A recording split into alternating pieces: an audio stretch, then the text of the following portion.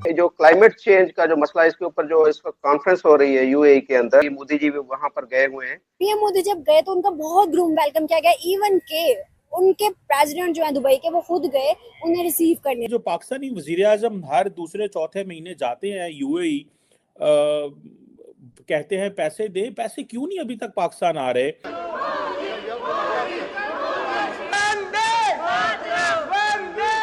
India एक emerged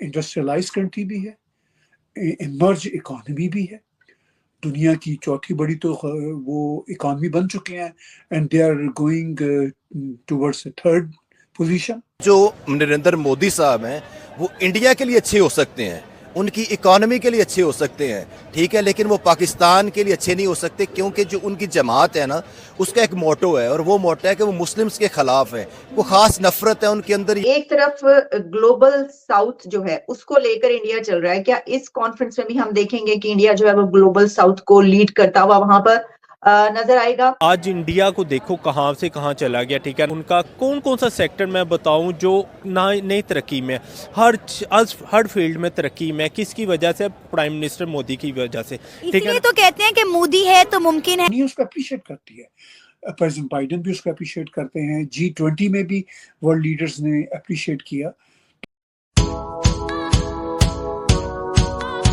जय हिंद दोस्तों, PM Modi world climate action summit COP28 में शामिल होने के लिए देर रात दुबई पहुंच गए हैं, जहां पर यूएई के डिप्टी पीएम और गृह मंत्री HH शेख खैफ बिन जायद बिल अल नाहन ने उनका एयरपोर्ट पर स्वागत किया।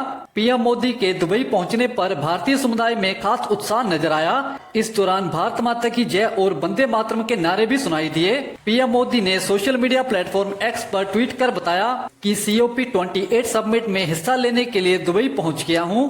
एक बेहतर ग्रह बनाने के लिए इस समिट में भाग लेने को लेकर आशान्वित हूं। उन्होंने कहा कि दुबई में भारतीय समुदाय के गर्मजोशी से भरे स्वागत से भावुक हूं। उनका सहयोग और उत्साह हमारे वाइब्रेंट कल्चर और मजबूत संबंधों का गवाह है। वहीं दुबई में पीएम मोदी का गर्मजोशी से हुआ स्वागत देख पाकिस्तानी मीडिया सदमे में है। ये एक बहुत ही अहम कॉन्फ्रेंस दुनिया में इस वक्त हो रही है, बड़ी इंसानियत के लिए भी बड़ी अहम है और वैसे भी बहुत अहम है सर। COP, अब इस पे जो है COP28 में 140 से ज्यादा जो लीडर्स हैं दुनिया के वो पहुंच रहे हैं, कुछ पहुंच चुके हैं, कुछ जो है पहुंच रहे हैं अभी। और इंडिया के प्राइम मिनिस्टर नरेंद्र मोदी साहब जो हैं वो भी उसमें शामिल हैं, और उस यानी पाकिस्तान से काकड़ साहब भी, दुनिया के 140 से ज्यादा कंट्रीज हैं इसमें। सर क्या सिग्निफिकेंस है इसकी, और खास तौर पर जब हम बात कर रहे हैं पाकिस्तान और इंडिया की, तो इंडिया का तो क्लाइमेट चेंज के हवाले से बड़ा ही एक स्ट्रॉन्ग स्टैंड है, और पाकिस्तान का सैलाब की वजह से वो है, तो इसके ऊपर क्या ये दोनों कंट्रीज और बाकी दुनिया क्या कर पाएगी सर? देखिए, इंडिया तो इस पोजीशन में है कि वो कुछ कर सकते हैं। पाकिस्तान बदकिस्मती से इस पोजीशन में नहीं है कि कुछ कर सके, क्योंकि एक तो पाकिस्तान में इंडस्ट्रियलाइजेशन भी को बहुत आगे नहीं बढ़ सकी वहाँ के इंटरनल पॉलिटिकल सर्कमस्टांसेस की वजह से।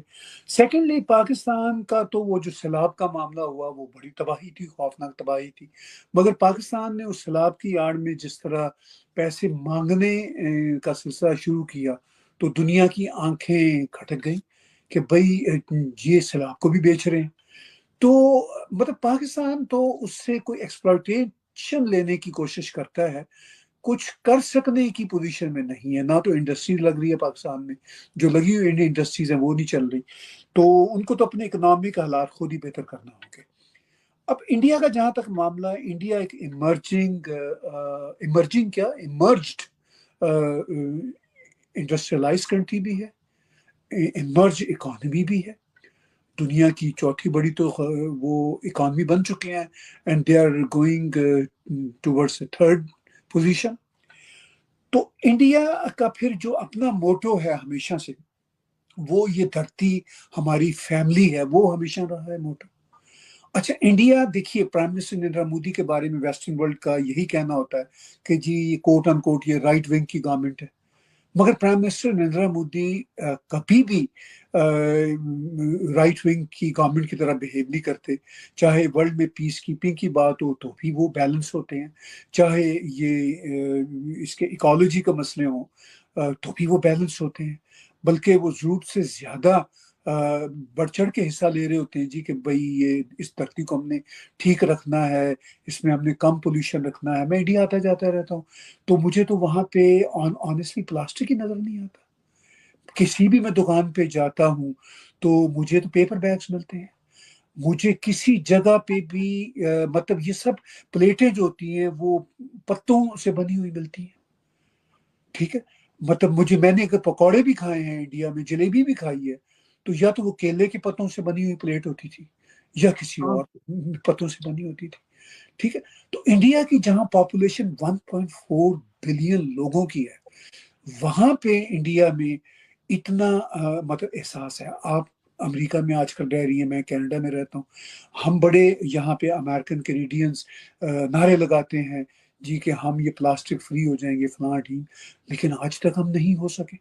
تو انڈیا تو اس سچویشن میں اتنی بڑی پاپولیشن کے ساتھ اس کو کرو کر رہا ہے، پریکٹیکلی کرو کر رہا ہے. پرائم منسٹر نریندر مودی جیسا کہ پہنچ رہے ہیں اس کانفرنس میں، تو وہ تو پریکٹیکلی ثابت کریں گے کہ بھئی ہم تو کام کر رہے ہیں، اپنی کیپیسٹی سے بڑھ کے کام کر رہے ہیں. تو انڈیا کا جو بھارتی لینگویج میں ہم کہتے ہیں یوگدان ہے اس سارے معاملے میں، وہ بڑا اسٹرانگ ہے، بڑا پازیٹیو ہے. دنیا اس کو اپریشیٹ کرتی ہے. پریزیڈنٹ بائیڈن بھی اس کو اپریشیٹ کرتے ہیں، G20 میں بھی ورلڈ لیڈرز نے اپریشیٹ کیا. تو میرا یہ خیال ہے کہ انڈیا تو بہت اہم اس میں کردار ادا کر سکتا ہے.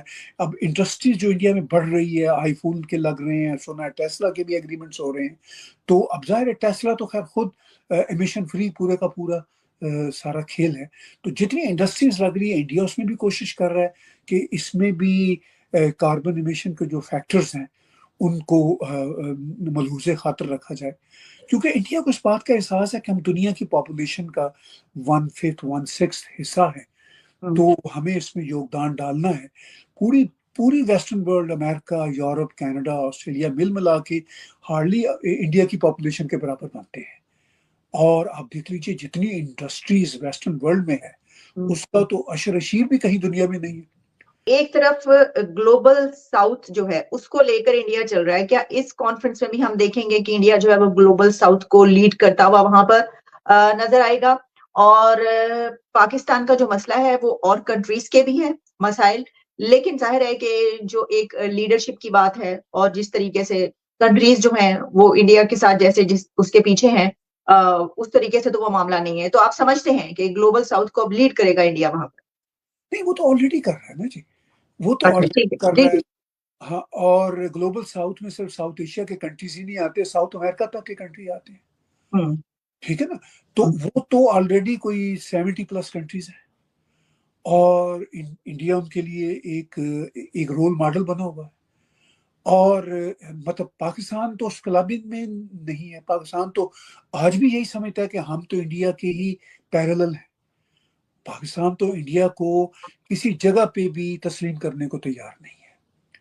اچھا، اس سے انڈیا کا تو کوئی فرق نہیں پڑ رہا. ٹھیک ہے، تو نہ انڈیا کی کوئی یہ خواہش ہے کہ پاکستان اس کو تسلیم کرے. جب دیکھیے نا، اگر کسی کو 70+ گلوبل ساؤتھ کے کنٹری ان آفیشلی اپنا لیڈر مان رہے ہوں، جب دنیا کی سپر پاورز جو ہیں وہ انڈیا کو ایک سٹیک ہولڈر سمجھ رہے ہوں، تو پھر انڈیا پاکستان سے کیوں خواہش رکھے گا کہ یہ ہمیں تسلیم کریں؟ جن کو دنیا اہمیت نہیں دیتی اس کو انڈیا کیا اہمیت دے گا؟